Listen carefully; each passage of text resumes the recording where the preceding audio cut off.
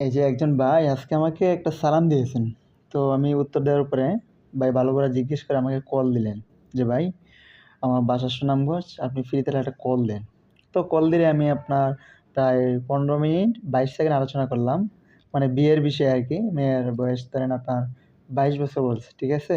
আমিও বলছি ২২ বছর। তো আমার ২ টা ছবি দেখেন। এই যে আপনার ২ টা ছবি দিলাম। এই যে ২ টা ছবি আচ্ছা যাক। এখন আমি দেখাই। তো আমি বলছি, "আচ্ছা ভাই মেয়ের ছবিটা দিয়েন।" দেখেন, উনার যে ছবি, আমি কি বলবো আসলে আমার নানির সমান। মানে বয়স ২২ আর চেহারা আসলে আপনারা দেখেন মানে আপনারা বিবেচনা করেন মানে কতটুকু হতে পারে। তারপরে বললাম যে রিয়াল ছবি দিবেন। উনি নাকি আমাকে এটা রিয়াল দিছেন দেখেন। মানে ছবিটাই দেখেন। আমি আরেকটা দেখাই। আরেকটা ছবি দেখাই আপনাদেরকে, আপনারা সাথে থাকেন। এই যে। আচ্ছা দেখেন উনার বয়সটা কি আসলেই ২২? মানে আপনারাই বলেন, আমি কিছু বলব না। উনার বয়সটা কি আসলে ২২ নাকি আরো কম? আমার তো মনে হয় ১৫-১৭ বছর হবে।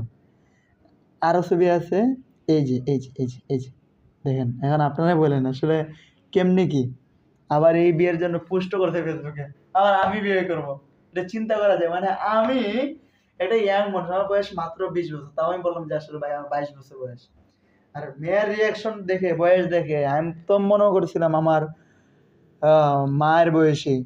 ওখান থেকে না আমার নানির বয়সী।